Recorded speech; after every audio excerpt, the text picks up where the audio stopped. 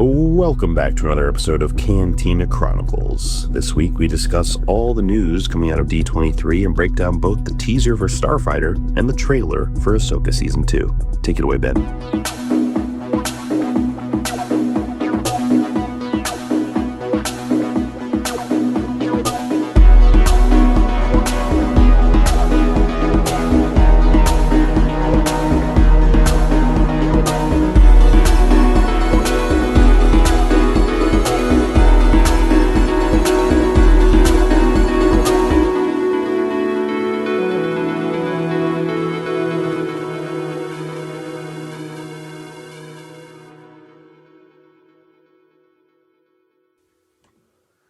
All right, welcome to another week of Cantina Chronicles. This is a weekly Cantina crawl across the Star Wars galaxy where we have delightful discourse about all things Star Wars, including news, notes, and theory, synthesizing all media. We contextualize your canon.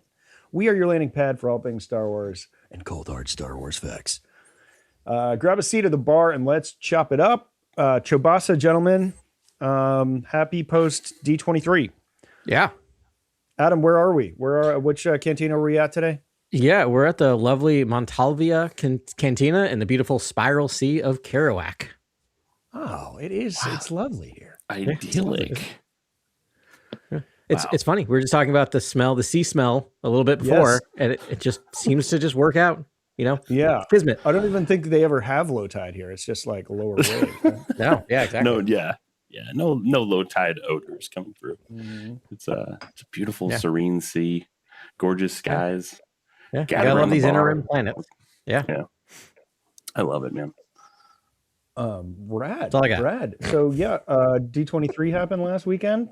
Really great. Yeah. Sorry, am I just skipping a little behind the scenes. D23. Yeah.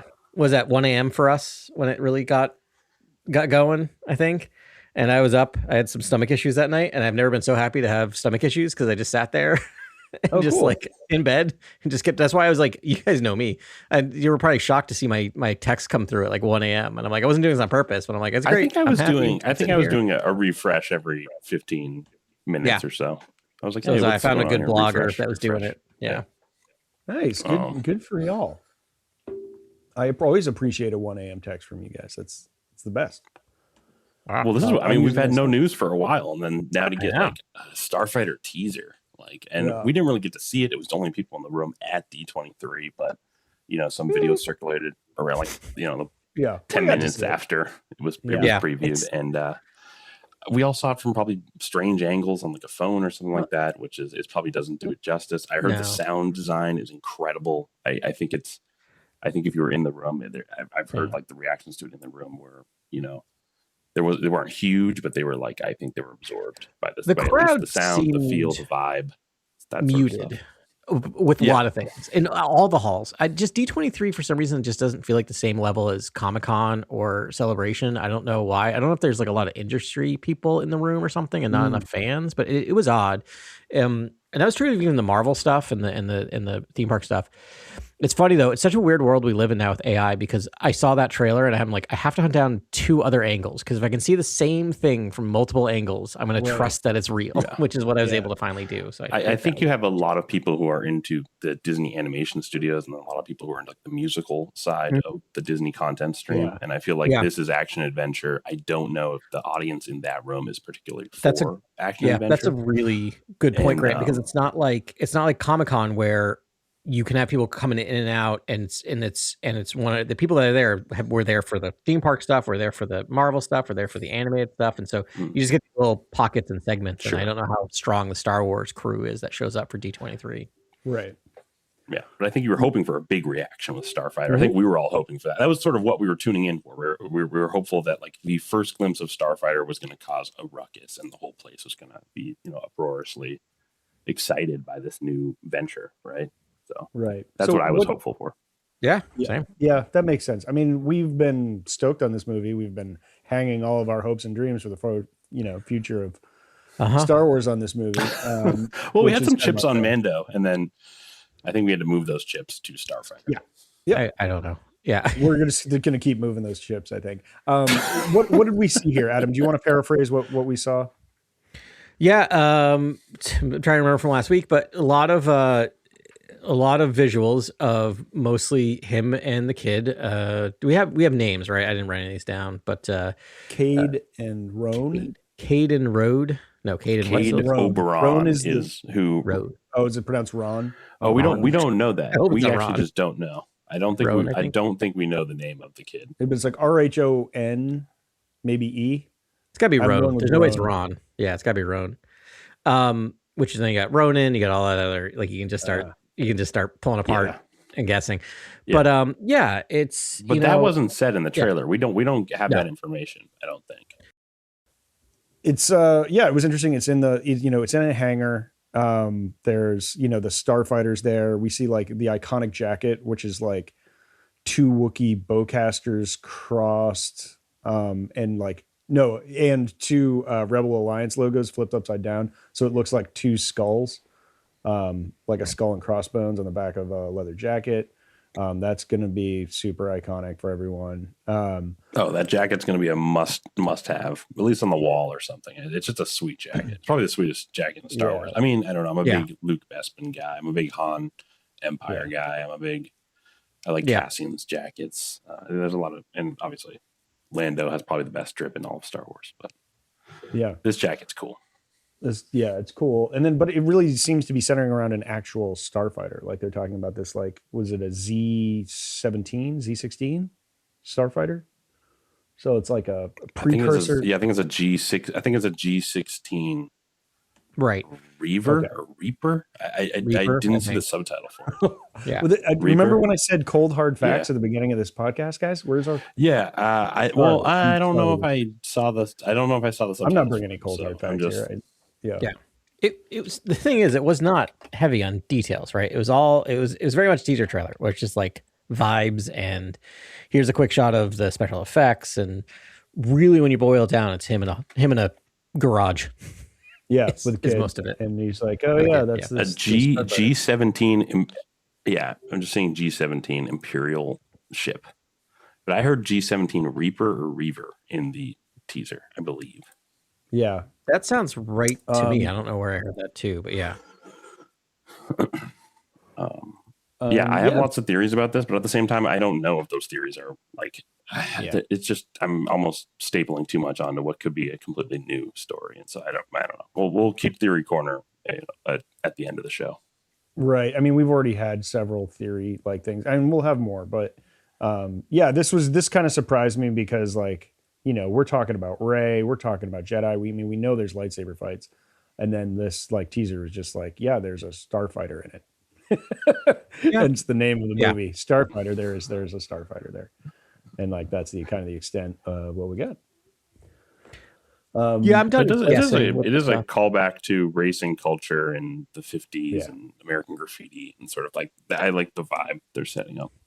Yeah, I do too. It looks beautiful. I mean, again, secondhand, so we can't really judge the effects. We can't judge anything. It happened. There was a teaser. It was enough. Like they didn't tell us a lot, but that'll be fun. Yeah. Any other comments about this teaser? It's like, it really didn't give us any fodder for theory crafting or anything. Kind of in a good way. I mean, I can see why the reaction might have been muted, because it just didn't do. And I don't necessarily mean this even as a critique, but it didn't do a lot. Like it just was like, here's what he looks like. Here's what the ship looks like. Here's one quick sizzle reel of the ship going through some type of atmosphere, and then that's it. Yeah. And here's a cool logo. And I'm like, that's all you need to do at this point. I don't really want that much more. Yeah. Just looking at names, the only name that is confirmed is Ryan Gosling's, who's Cade Oberon. Yeah, Cade Oberon. Cade Oberon, yeah. Oberon. I think it's Roan, R-H-O-N-E. Maybe it was a dream. I heard that around the internets too. I'm not sure if that's confirmed, but I definitely heard. I heard rumors that it was Rowan or Roan, and I think it's got to be Roan. Honestly, or Ronin, but it wouldn't be Ronin. It can't be Ronin, because every kid nowadays is named Ronin, like that, like. Rowan or Ronin is like Rowan is like Rowan, the most popular boy's name. I'm like, it's just like, why don't you just name your kid? Why don't you just name the character Charlotte? And then you're just like, we've got the two most popular names. Like it's got to be Roan, because it can't be Ron. It can't be babynames.com. Is it at the top? It's gotta be Ron. That's funny. It's also just for my just walking around an elementary school with my kid. Yeah. Like Rowan and like 13 heads turn around. Right. Wasn't in Legends you have Darth Caedus, right? And that was like one of the Star Walker children went dark and then Cade Skywalker was it's Cade Skywalker, the great grandson of Luke Skywalker. Great grandson. No, it is Jason Solo, right? Jason who turns Solo, into Darth Caedus at the end. Yeah. Darth Caedus. Yeah. Yes. Yeah. I'm just if you were watching us, you'd see my eyebrows just keep lifting and lifting and lifting. I'm just saying, we talked about the Mara Jade thing and like the secret, love child. Dude, you're going into theory. You're going to theory corner right now. I'm just trying to grab a strand here. And I'm gonna jump in with you right now. Okay, I got theories about this ship, guys. This ship, I don't think this ship is Ryan Gosling's ship. I don't think this is Cade Oberon's ship. Whose ship is it? I think he's too young to have been in Imperial service. If you look at the timeline, he is. Yeah. He could have been in First Order, but not Imperial. He wouldn't have been He wouldn't have been a starfighter pilot for the Empire. No, I think this ship, and like if they are doing Mara Jade, which I don't think they're doing, but like, come on, Amy Adams is probably one of the best possible casting choices for a Mara Jade character. Yeah, you know what I mean, and especially if they're going to recanonize the character and sort of do something different with the character. And essentially, the character, the meaning and the message behind the character is entirely different. I think she would be incredible casting. It would not be the first this year, right? Where we had a redheaded female character play exactly who everyone thought she was going to play in a giant blockbuster movie. Okay. No spoilers. Yeah, right. And guess what? That worked. Yeah, it did. And, it really did. Last time I checked, that movie's made like $4 billion. So if they're doing the Mara Jade thing, like who's to say that's not her starfighter? This kid's not her son. But again, I think we talked about this via text. We're like, if they're doing Mara Jade and the Ben Skywalker thing, I don't think it's Ben Skywalker. I think it's Ben, Jade. I don't think there's a Luke in the picture really. I think it's more of like, if it's her Force, like a kind of a Shmi Anakin thing or something, it's like the Force. Yeah. A Force child or something. Because like, it seems like there's lightsabers in this movie. It seems like there's a whole spiritual Force story in the movie. Yeah. And guess who would make sense for as a Mara Jade character, like having everything that is spun off of that character being all like Force related and mystical. Like, yeah, that makes sense. It makes a ton of sense. And she's the second most interesting sort of mainline story right next to Luke. It's like Luke and Mara. You want to know what's going on with those two characters if she is indeed being made canon somehow. But it would make sense that Cade is watching the ship for Mara Jade, and Mara Jade's kind of do underworld characters like Talon Card, who she hung out with in all the Heir to the Empire books, like sort of like steeped in underworld, sort of like a Rolodex of underworld characters. Like that makes sense to me for that character. So if they're sort of bringing her in and she's got those connections. Here's why you convinced me. Two reasons. One, so it makes a ton of sense to bring Mara Jade in from like a legacy standpoint without just relying on your old legacy characters, right? It's very easy to translate to new viewers. Like Carly will have no idea who Mara Jade is, but you can do it in a sentence. She's the Emperor's hand, right? Like you just do something pretty quickly to get you tuned in. It's the coolest possible title. Yeah. Got it. This is good. Second reason, the name is really She was an assassin for the Emperor. Yeah. Yep. There you go. Boom. Done. Yeah. She came back to the light. Boom. Done. Like, you know what I mean? Like you just have that and you can parse it apart later through more stories, Done. But like you're in, you got it. No, the audience gets it. The audience understands that. The name of the movie is really fascinating to me the more I think about it, because it's not like we're going to have a Rogue Squadron movie, right? That's a squadron. That's about a squadron, about a group of people. This is not about a character. This is a weird thing. It's a noun. It's Star Wars noun. It's like Star Wars about a starfighter singular. It's fascinating when you think about that. It's not like, so I think you're right. Like, I think the main MacGuffin in this whole movie is going to be that starfighter, and whose starfighter is that? Why does it belong to it? If it is just Ryan Gosling's, if it's just Cade's, that's a really boring name for a movie. If it's just about the main guy's starfighter that we know is a starfighter from the beginning, right? There's got to be some legacy attached to the starfighter. Yes, I love that. I love that. I mean, it's an Imperial starfighter too. So Imperial, this is from the Imperial era. Oh, that really rings true with the Mara Jade stuff too. Yeah, I mean, obviously the hardcores will love it, that know who Mara Jade is, and Yep. For everyone else, yeah, you make the Emperor connection, maybe you make the Luke connection. I mean, eventually make the Luke connection, or if I guess you don't necessarily have to, but that would be compelling. So if you're gonna make her that age, you should, right? Like if you're gonna have her like through flashbacks or something else, I don't know, or just through the Force, she's that young, or you're gonna age her up, I don't know. Yeah. But like, we cannot have another Star Wars movie that does not have some big giant lore reveal. Like, Mandalorian Grogu was fun, lore. but still shocked with the nothing that movie did for moving the lore anywhere. Like that's still shocking. It's still a fun movie. It's not me, but like, if you do two of those in a row, you're cooked. I could even see a scene. I even think the kid's birth and his timeline, if he is the child of Mara Jade, it's like, I could see a point in the timeline in which the temple's destroyed, Luke's distraught, Luke leaves the galaxy. Yeah. And Mara Jade's like, I lost my best friend, but the Force gave me you, or something, to this kid, or something. Like, has this kid from the Force because her best friend left the galaxy devastated, or something like that. Like, I could see that being a recanonization of the character, where the character does not have exactly the same relationship with Luke from the books. It's just it's a more platonic. It's more like they're partners in crime. Like they've just almost like, it's just like a Mr. and Mrs. Smith, but kind of thing. It's more of like they do a lot of missions together or whatever. Right. Yeah. Which is a lot like it was Starfighter missions with Luke Skywalker. Who else is an incredible starfighter pilot? I mean, like, here's another part of this theory. Here's a second leg of this theory. What if you get flashbacks of Mara Jade and Luke Skywalker in starfighters, like doing Poe Dameron level stuff? Like, like, to me, that could be really fun. Yeah. Like, who are the starfighters who could pop up in this that you're like, oh yeah, that's the starfighter we should have? But of course, that's why the movie's called Starfighter, because Luke was a crazy starfighter pilot. Mara Jade was also a really sweet starfighter pilot. Yep. And I think her Z93 Headhunter or something. And I think that's, when you say G17 Reaper, I was like, that's a way cooler canonization. Again, this is how you recanonize a character. You make everything sound sick. And you're like, this is cool. This is way better than the books.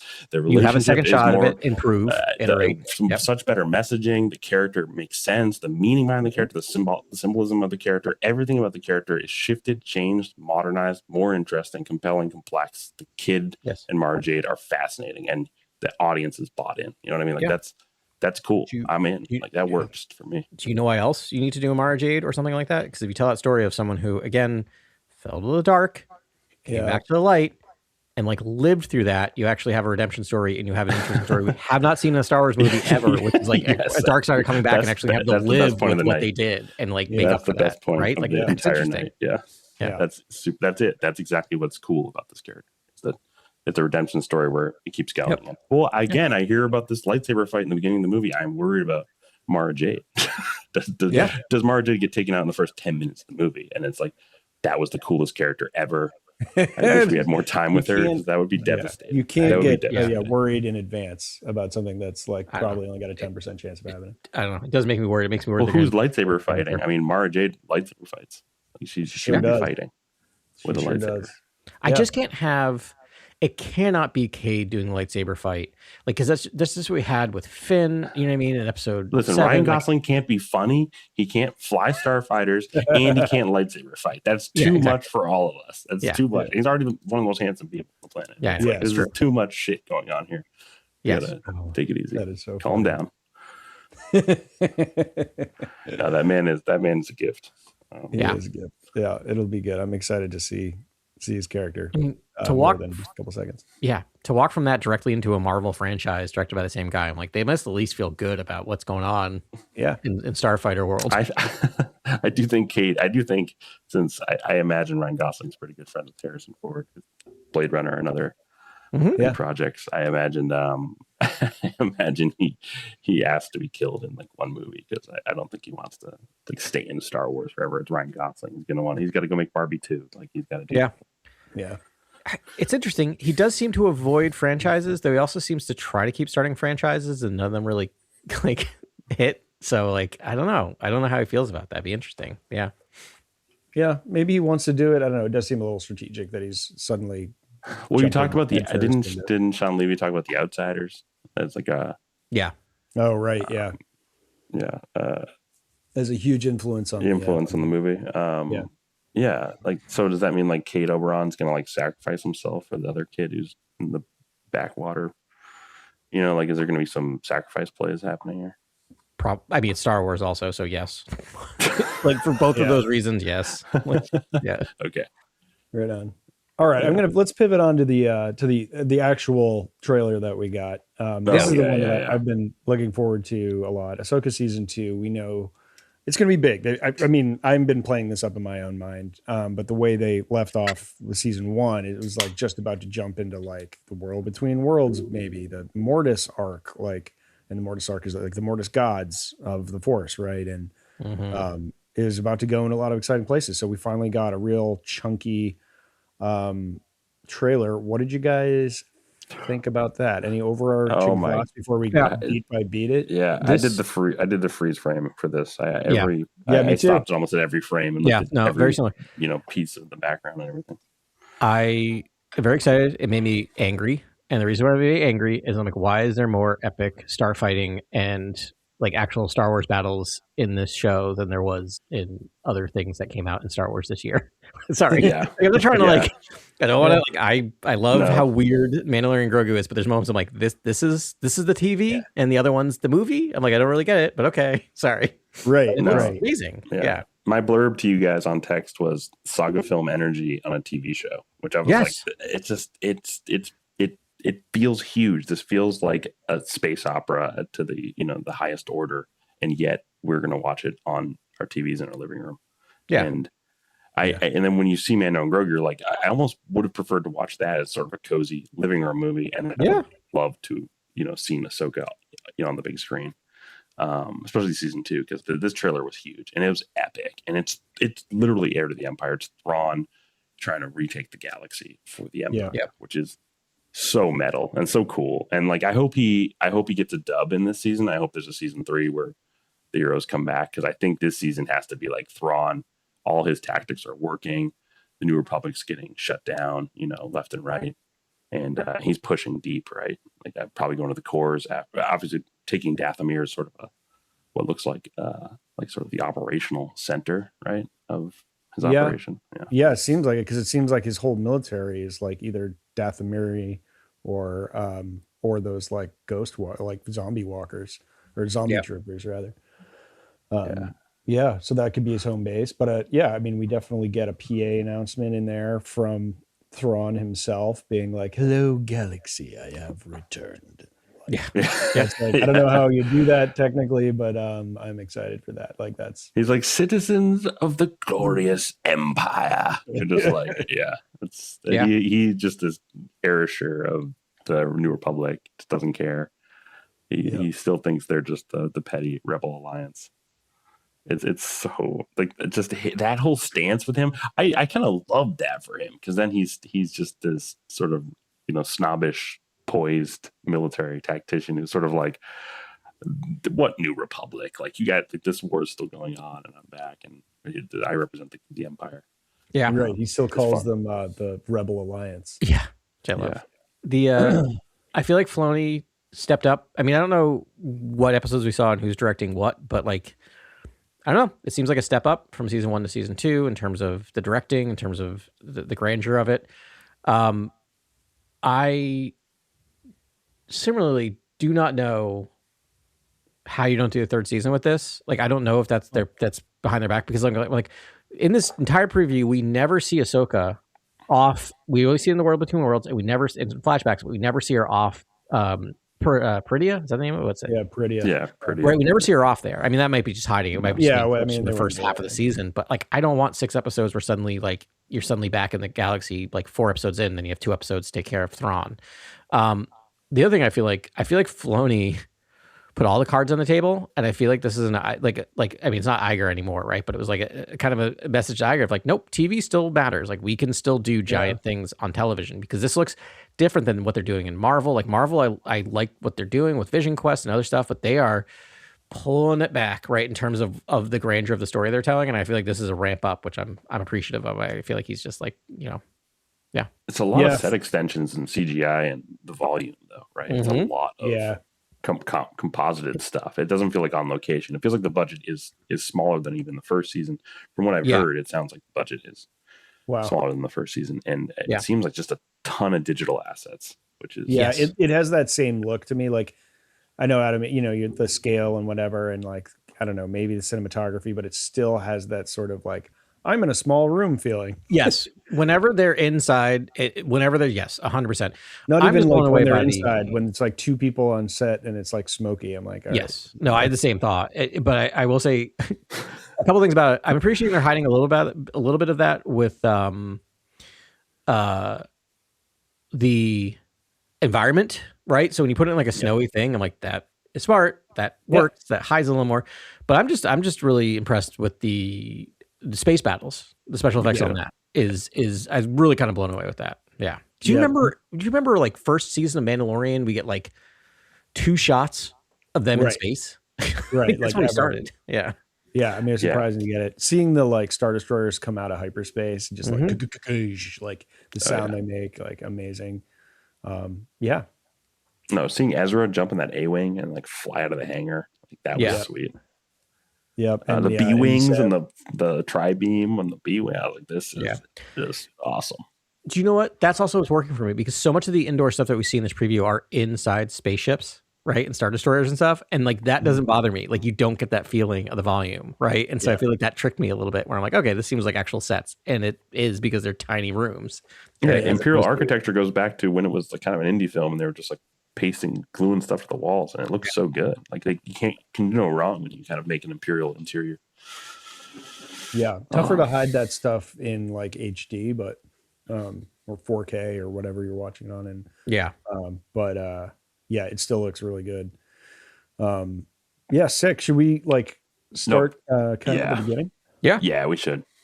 We talked about Thrawn and his plan to return. Oh, right. So flashbacks to the Clone Wars. Yep. We get, I mean, the whole thing is a narrated like monologue by Anakin, the ghost of Anakin Skywalker. Yeah, we need to talk about this, because this is so cool, because there's lines from Anakin. Let's just talk about the Anakin lines to Ahsoka in the trailer and sort of what that could mean for what the season could represent and what could happen after that. Which is, the first line I think he says is, I don't know the first line, but he says, "These are your Jedi trials," is one thing he says in the trailer. Oh, okay. Yeah. And then at the end of the trailer, he says, "Are you a Jedi or not?" As she's doing some sort of temple puzzle, like quest or something. Are you a Jedi or not? Maybe not. It might be a different location. I think it's a cave wall sort of behind her. So I don't know if it's where she's in this temple with Sabine, or if it's earlier on Pridia. But it's contemporary. It's like it's modern day, where Anakin's with her, just talking to her, and then there's flashback moments where she's talking to younger Anakin in the snow. And that sequence is amazing, incredible. And I think Hayden Christensen looks awesome in that sequence. Yep. And I think he was great. You're right. Ahsoka looks great too. Yeah, she does. That was the last line. It was, "This is your trial, Ahsoka. Take time to decide, are you a Jedi or not?" Yeah. But that in itself is like, oh, that's really cool, because like Ahsoka never, finished her training with her master, and that seems to maybe have been a little burn her side over these years. So that would be a fun thing to explore. Yeah, absolutely. It's interesting, right? I will say, I was just watching it too. They hide when he's saying that. You don't actually see his Force Ghost face saying those words. So I'm a little suspicious that might be taking place during the Clone Wars flashbacks and not actually concurrent. With that. I thought you saw him saying. You see him say or not, but it's also like that could be in anything he's saying. I really hope I'm wrong. I want this to be, because we've talked about it. Like, we need we need her to specifically make a decision, right, and say, "I am a Jedi." Like, we haven't done that. That immediately got me thinking: does this temple, much like the one on was it Malachor or Moraban? I forget. Malachor. Moraban. Moraban. No, Malachor. Moraban, yeah. Does it like take 2 Jedi to do something in that temple, or does it, just like it took 2 Force users in another temple, and like does Ahsoka have to accept being a Jedi to unlock something in that temple? And the Mortis sort of like symbology, like all the circles and stuff and lines, like that is on Peridia, right? And that's separate from the Dathomiri sort of culture, right? They have different sort of like writing and glyphs, right? Like you would imagine.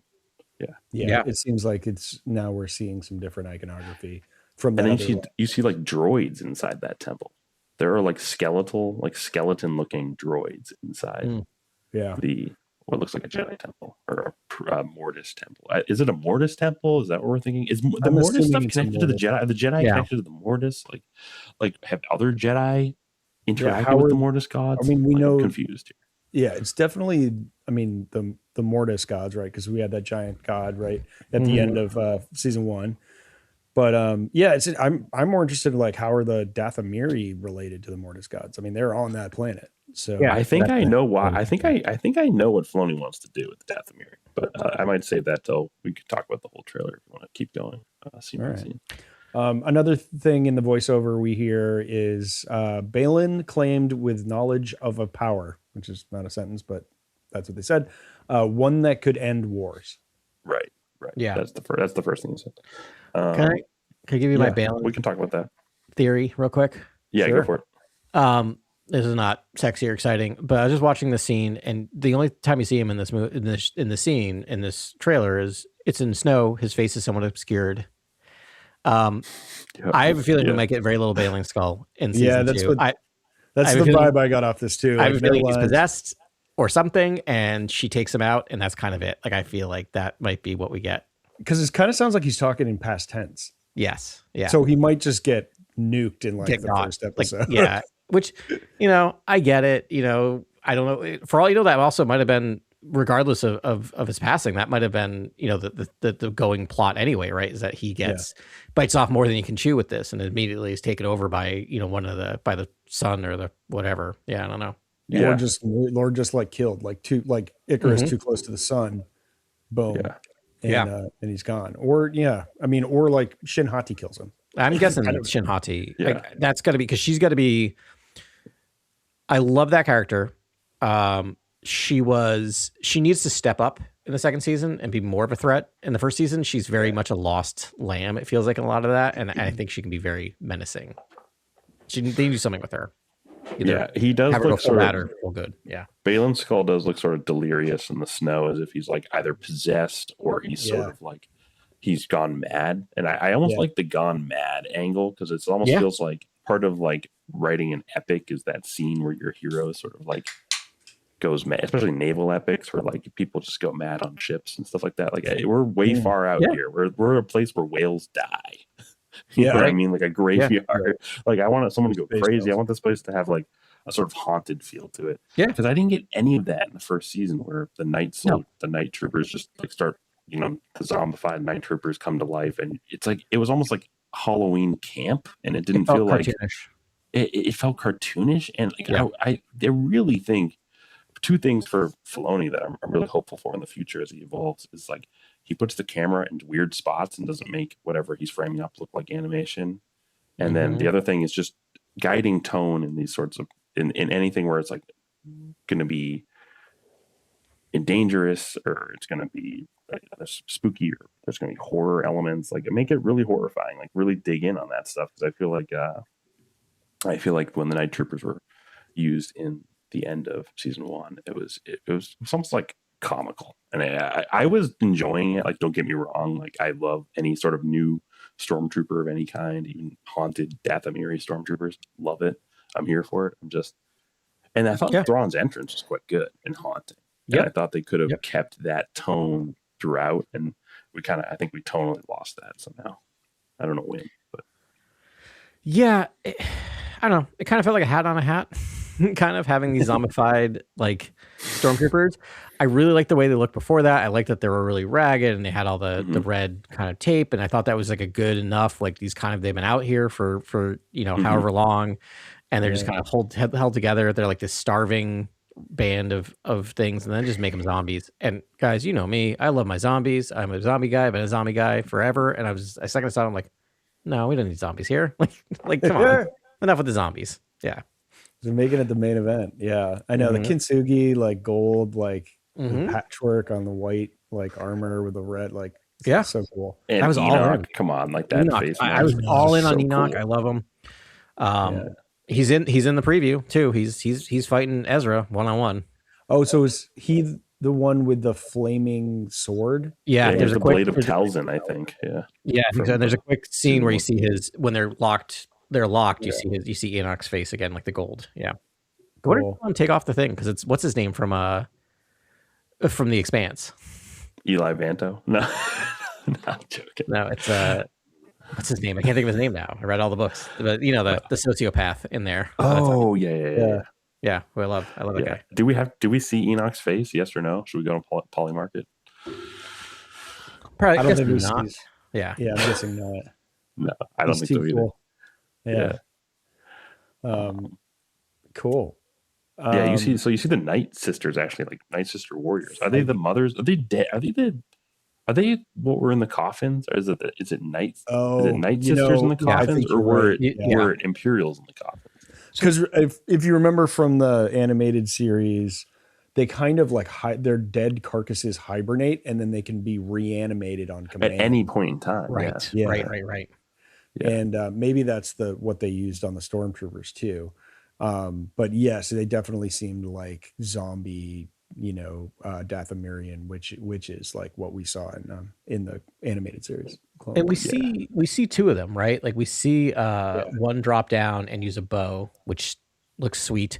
Yep. And the second one was interesting. Like she had like yellow. I don't know if she was doing magic or it looked like she was exploding from the inside, right? Yeah, she was like she got that green sword through her chest from. That's what I thought. Like got stabbed with something or something, but or when they die, they like explode in fire. Oh, that could be. Yeah, that could be. Yeah. I have theories about all this stuff, by the way. I don't know if to do it now really? or do it later. You're not a theory guy. I don't buy it. Well, you know how the daughter is like green, right? The daughter's who? The daughter from the Mortis arc. The father, the son, the daughter. The daughter, all the energy and the aura of the daughter is green. It is, and we have yet to meet the mother of that Mortis god family. Yeah. And if Filoni does want to do something with the mother in terms of like introducing us to a new god, maybe the green fire, maybe there's a corrupted version of the daughter's energy. You know what I mean? Like that's weird because the daughter is like closely associated with Ahsoka. Like she kind of is like that mythical god that follows over her shoulder in the form of her bird there, her space owl. Yeah, I'm just saying like it's a fiery version of that same green aura that is around the daughter or something like that. Is sort of the energy of the Dathomirian culture, and maybe the culture was born from the mother, and these are the great mothers we're talking about here. That's who these people were in the coffins, right? These are right. I'm saying Night Sister warriors. I don't think they're Night Sisters. I think they're all great mothers, right? We're like this higher tier that have always been on this planet or something, right? I have no idea, but I'm wondering if this is like more of like really high tier, powerful witches. The real question I have is why would they do this for Thrawn? Why would they bring back the Empire? I agree. It's like, don't they know like Sidious tried to murder, Maul and Savage. I mean, I know they hated Grievous came and just murdered, everyone, and then you find out.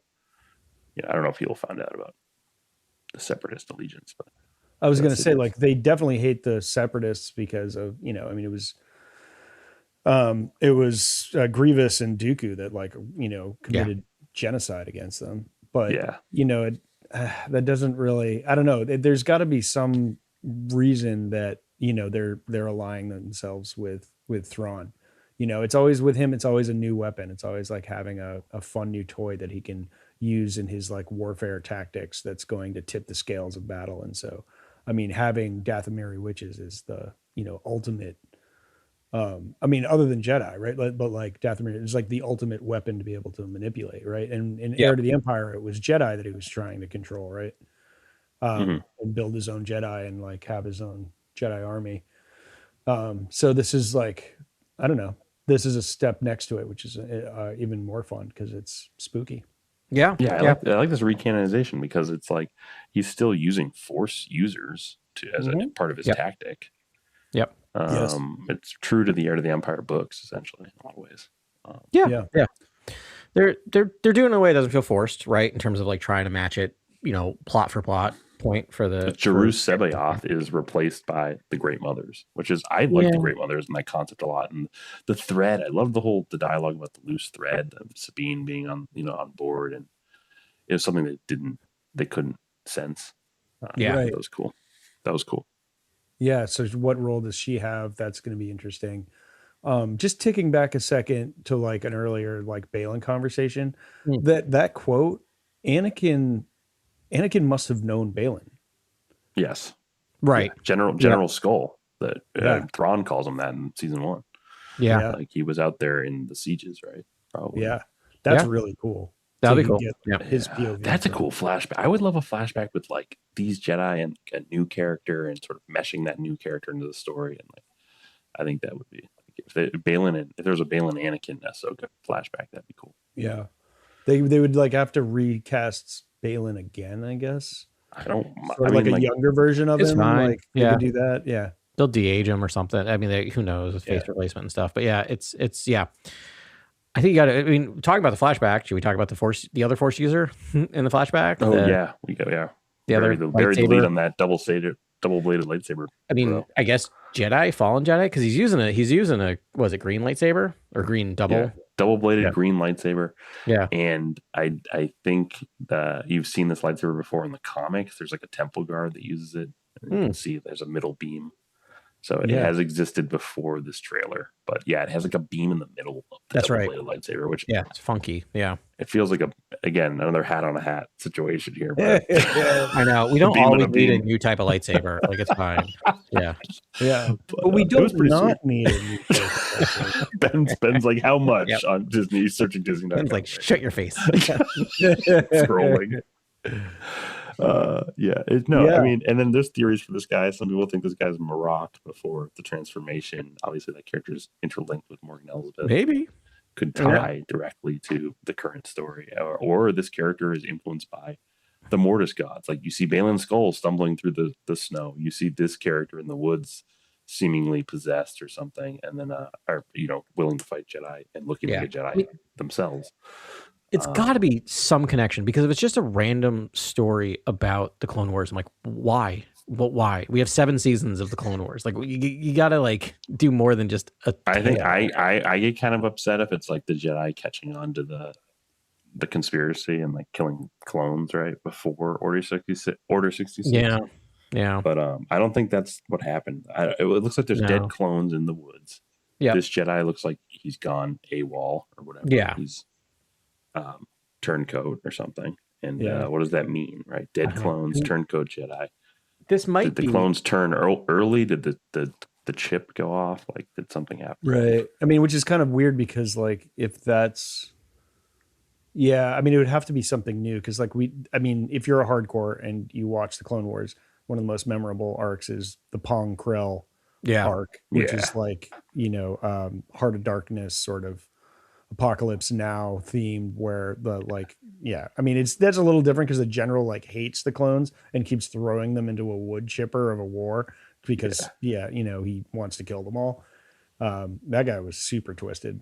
But so it'll be something. It'll be something different than that in some respects. I almost wonder if it's like he is chasing someone into a temple and something Mortis temple-y and something haunts that guy or something. Like, he looks almost like some people pointed out that the tattoos around the eyes are like exactly the sun's marks on the sun from the Mortis arc. I was going to actually mention that. I mean, it'd be weird him wielding, it's that long ago, but that would be cool. Like if it was a possession or something. Which if that's Balin's ultimate fate, right? That would be the connection between the seasons. And the other thing is, it could be as simple as what we were talking about earlier of just wanting to see Skull in the Balin during that time period. If they're not able to do it, maybe at this point Balin's operating on still chasing down, right? Trying to end the Jedi chasing us down, and maybe he's turned some Jedi towards his mission, right? Like this might be someone. If it's Marok, that might explain why Marok was also with him later on, right? So it could just be as simple as that's a stand-in for Balin because they couldn't do it with the death of, So I don't know. Yeah. But how does this guy live? Like you have Anakin Skywalker and Ahsoka Tano. These are like two of the best, strongest warriors. You gotta assume, right, that this guy's not might take this guy out. It might be part of lightsaber right? fodder. Yeah. And it feels like maybe Ahsoka's first kill or like first lightsaber wielder that she's killed or something. Yeah. It also could be just like world between worlds, like fever dream, and not an actual flash. Even though kind of the flashbacks happen in the world between world, but like it gets fuzzy in there sometimes. So I wonder if it's just some sort of like metaphorical, trial or something. Maybe Anakin takes the dude out. I think Anakin takes the dude out because he's he's a killer out and out. He's a killer. At that point, don't think twice about that. Right? Yeah, we're all nodding vigorously right now. Yeah, where he's just at this point, his kill count is probably pretty high, and I bet he kills this guy and spares Ahsoka of like having to kill. Right, there might be the whole samurai have pacifism versus violence and when is violence justice, all that sort of stuff. Yes, or she hesitates because she's a child, and Anakin kind of like, "What are you doing?" and takes him out. Like I can see also Anakin being upset that she's not willing to take him down. So. Oh, that was definitely his teaching style. He was like pushy. Yes. Which was I thought a little intense, but again, you could argue it's safe. But it was different. That's the thing I love the most about the Clone Wars is that when you have Anakin as a master, he is not trying to ape Obi-Wan or Qui-Gon at all. Like he has his own style. It's not good. It was a whole new thing. I always appreciate that they didn't try to do any kind of like mirroring. Like that's Anakin. That would be what Anakin would be. Like, I thought that was really true to Anakin. Yeah. Because you feel like there's a little overlap between Qui-Gon and Obi-Wan. Like I would definitely Qui-Gon was definitely more of a spiritualist, sort of like searcher and seeker, and would sort of like probably be off listening to the living force, and Obi-Wan felt a little bit more practical and pragmatic, but they've taught the same almost. Like they're the same vibe almost, I feel like. The vibe I get with Obi-Wan through the prequels and through a lot of stuff is he's trying to live up to Qui-Gon this entire time. Like he's trying to do that. And I think that's why it goes wrong with Anakin, right? Because he's not teaching Anakin the way he would teach him. He's teaching Anakin the way he thinks Qui-Gon would have taught him. Exactly. Which I think is the failure. Good point. Yeah. That's a great point. I love that. Should we talk about Hu Yang pulling a Grievous? Yeah, absolutely. Yeah. It was only a matter of time. It was like Chekhov's droid arms, right? Yeah. It was like he busted out those sabers in season 1 just for training, but it was like, dude, man, this guy could be a heavy. I know. I'm also a little worried that we might see that might be the end of Hu Yang, right? Like I feel like Shin Hati is epic. Shin Hati is. Can we just talk about Shin Hati being the GOAT? Might be the end of Shin Hati. That was my note. Was like this is the most. Like I'm gonna feel in this whole series is any scenes where someone's threatening my baby. Yeah, like dude. you don't go near Hu Yang is the coolest character in Star Wars, and like I need him around for a minute. Yes, yeah. You can't kill Hu Yang. Like that's I don't know. I think Shin Hati is toast. She could barely get past Sabine. Yeah, Hu Yang's, he probably won't even need to kill. That's why she's got to level up, right? She's got to level up this season, or else it's pointless. Yeah. So we shall see. I agree. Like, can't you just see Hu Yang hanging out with Luke, like on whatever that planet is, the androids? Yeah. Oh, and Ossus. Yeah, Ossus. Yeah. Ossus. Yeah. Oh wait, at the temple? Yeah. Like at his school. Yeah. Androids are they're up there with the Gonk droids, man. I freaking love androids. They're so weird. Anytime you give me a weird droid, I'm like, I love it. Yes, yeah. I love a weird droid. I think Hu Yang's gonna stay on Peridea. Honestly, I think the best story forward here is Thrawn wins in the known galaxy, and then we lose someone on Peridea, and it's devastating. And I think Hu Yang's that would be a devastating loss. It's a sacrifice. It would be devastating. It just doesn't make any sense. Like the one thread that connects you till the dawn of the dawn of the Force, and like you're. I don't see him on Ossus. I don't see him with Luke. Like, Grant, I'm kind of with you. What if the scene that we're actually seeing is him trying to hold back Shin Hati as they escape on the ship? Oh, you guys are such. I think it's just the classic sci-fi trope where the robot stays behind. But like how they're going to get off the plane, like almost like they need him to do something for them to get off, or maybe not. Maybe it's like they drag him to the world between worlds or something. I don't know. Oh, that's the other thing. I think you're right, because I feel like their only way, we've talked about it before, and Grant, this is they got to get back through the world between worlds, because you can't just like hop back on a whale. That's just boring, right? Like, as you've talked about, we did that. You can't just do it in reverse. And to me, I'm like, I don't know why I'm making up rules, but I'm like, a droid can't go in the world between worlds. That would just be silly. I'm like, I don't know why. See, that's what I think as well. I think you can't go in there. It's like so he might just be trapped there anyway because of that. Yeah. And that might be devastating. But he could look over that ancient. It could be. So that's why that temple should be a Jedi temple, because therefore you can leave Hu Yang in it, and it's like he's operating some Jedi observatory somewhere on Peridea. Like that's a good place for him. In our heads as fans, he's safe on this like observatory on Peridea or something. Yeah. Right. You're selling me on it here. Like that makes a lot of sense. Where it's like because like he is too powerful a character to be anywhere near the rest of the characters. That's like the weird part. Yeah, agreed. Yeah, it's like if you can find a way to do extra galactic travel, then you can go talk to the Oracle and historian. I love that, because then he's there for like way future stuff. That's the thing. You can pop in and out wherever you need him. You have David Tennant, amazing voice actor, can just come back whenever they need him. And then, I mean, also, I'm just like, maybe that's where all the Jedi who should have been around during this time period are now. Like, just, that's where they all ended up. Trying to save Hu Yang, that makes sense. Or just going there, right? On Luke's orders. Or just like, you need to go. Oh, yeah. meditate. Oh, I see what you mean. Like, that's the place where they were hiding out.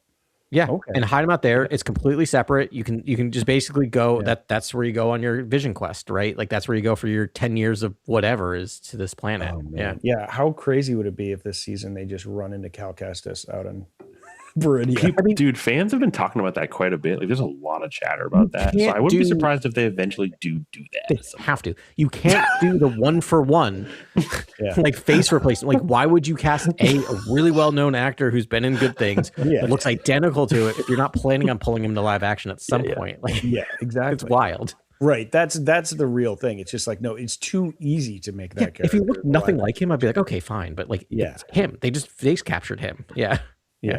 But I also feel like if Hu Yang if he does live and travel with them back to the known galaxy, it's like he then 15 years down the line, Kylo Ren like chops his head in half. That's the thing, is like, he can't be around.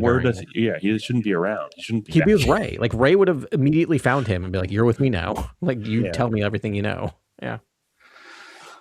Yeah. So I think it's cool if he stays there. But actually, that would be a really great motivation for like the next big trilogy that's like coming up. That'd be a fun MacGuffin, is like having to go get Hu Yang. There's one person who knows or something like that. Cut to friggin' landing. I also feel like he scales up to big screen really well. Like, he's a cool looking droid. It's a great voice actor. Like, I feel like you can put him in movies and people would accept him pretty quickly. He's heroic Grievous. Like, come on. Yeah. Yeah, that scene was awesome though, and Shin Hati is, I think, a standout character. That's probably my favorite character of the show. Oh yeah, because it's just so cool. Didn't Hu Yang only have like training batons or something in his like first fight against?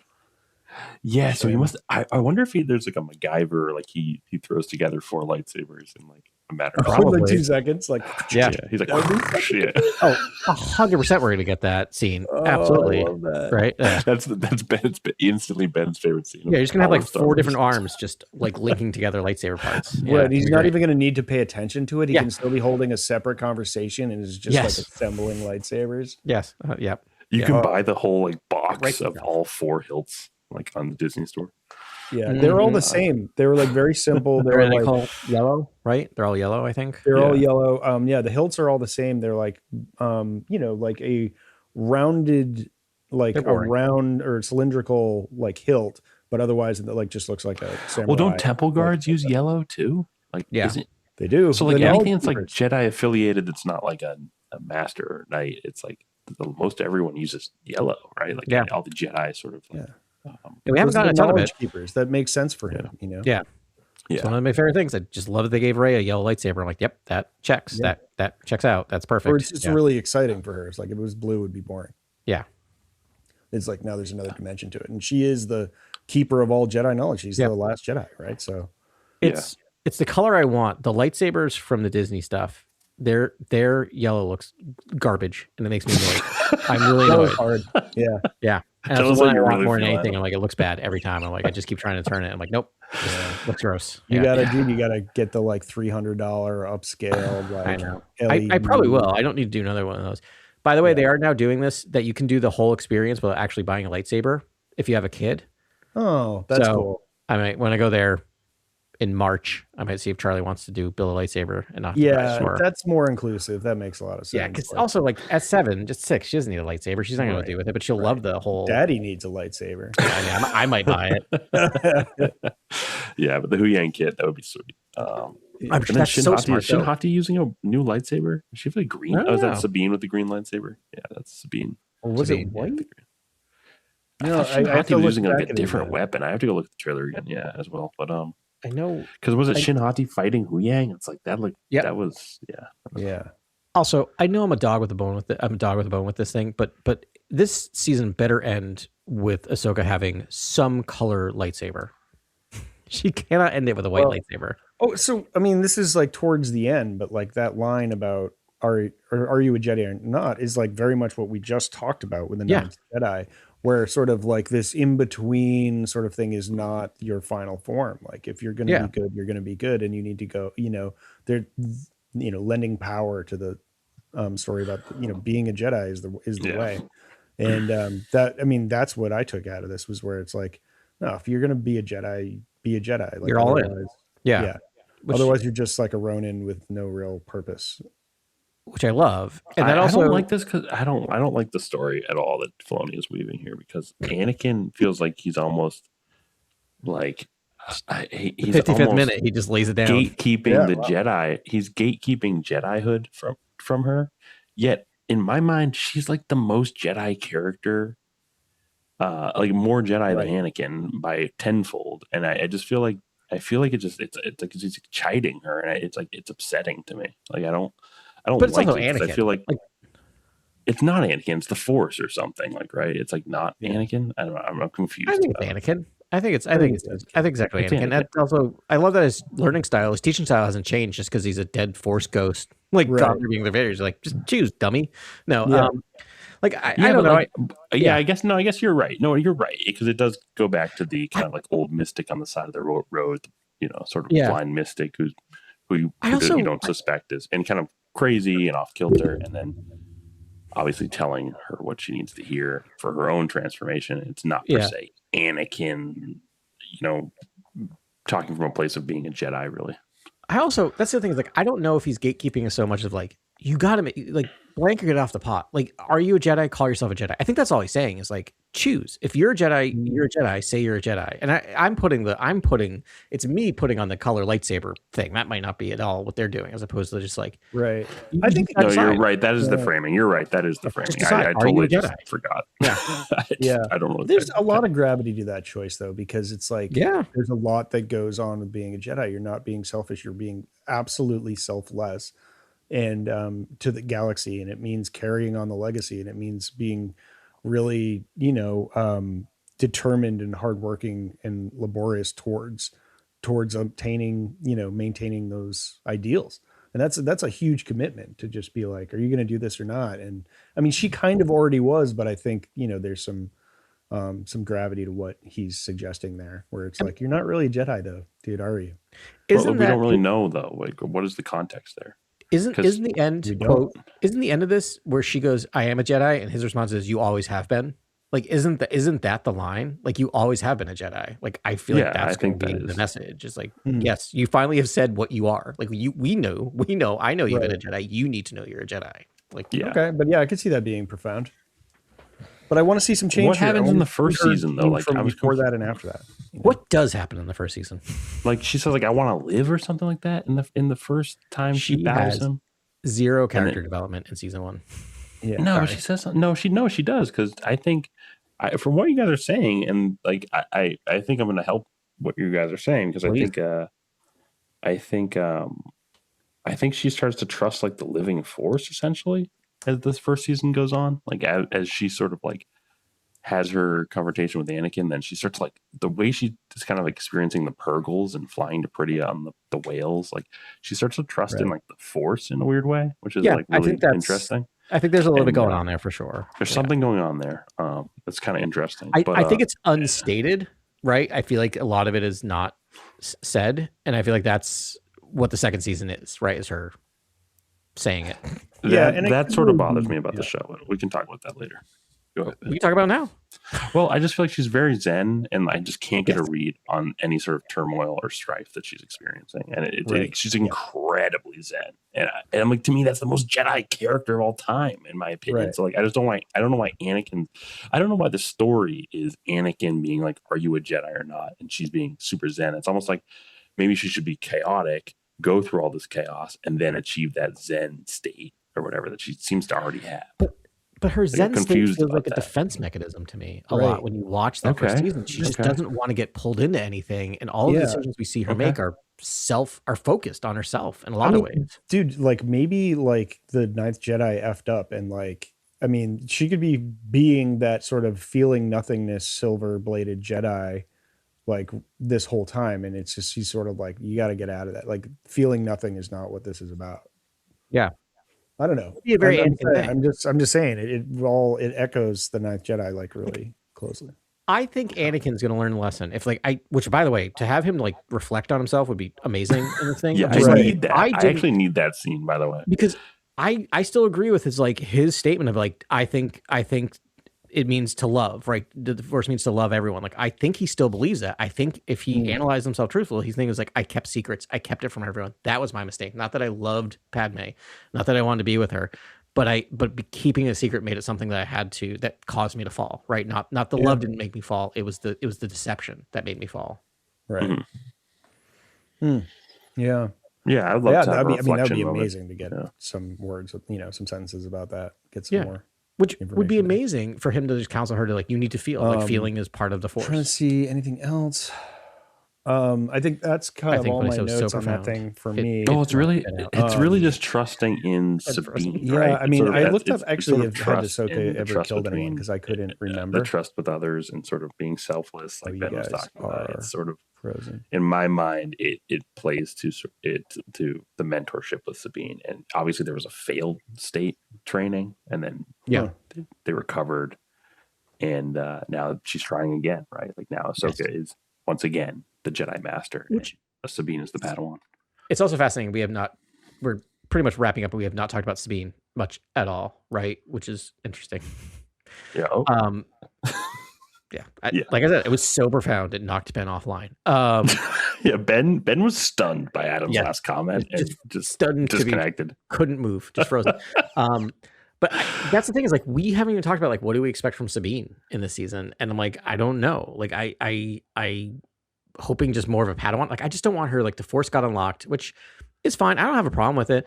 I just hope there's like, she's not now just like all powerful. Like I now know everything, right? Like I hope it is still her learning how to be a Jedi. I would love a sort of Moraban mirror where it's like that temple where Maul and Ezra were opening doors, but it's Sabine and Ahsoka having to work together to do Jedi puzzles and stuff. That would be sweet. Yeah. That could be cool. And for sure. And we do see them work together. I definitely want Sabine to use the Force again. And I want Sabine to be cemented as a Force user, right? Like we saw her do a push, but like we want to see more stuff. We do see them both use it, right, to open a door. Like that. So, which is like you said, I mean, that's great. It's them working in tandem, right? It does show a little bit of Force using, but I don't know. I don't know what to expect from her this season. I don't know if they know what to do with her, but I'm sure Filoni's got a plan. Yeah.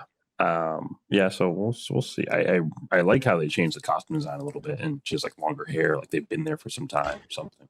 Yeah, same thought, right? It kind of illustrates how much time's gone by because you can't tell by Ahsoka. Also, is her hair color different? I feel like her hair color is different. I know it's longer. I don't know. It's just I just like that they seem like they've been there for a minute. Yeah, I love it. But I'm also like, where'd she find the hair dye? But I don't know. I guess there's like natural dyes. Yeah. But you don't see much of Sabine in this. You see her fighting the robots with Ahsoka, the droids. Right. Yeah. Which those guys look crazy. Yeah. They are. They look like skeletal. I don't know who used did a freeze frame on their feet and like hands, but the droid hands and feet. Yeah, they're weird skeletal. Yeah. Yeah, we lost our third host, so we'll keep going, I guess, until we get a text from him. But no, I just got a text. He's trying to get back in. But I think I think we can. I know he's the one that always lands these things, so I think we're just sitting like, can you come back and end the episode? Oh yeah, because we have nothing more to say, really. No, I think we covered almost everything. I can't think of one more thing to talk about.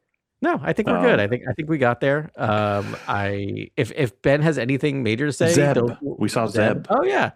Also, we always have to talk about Zeb for at least 2.5 minutes.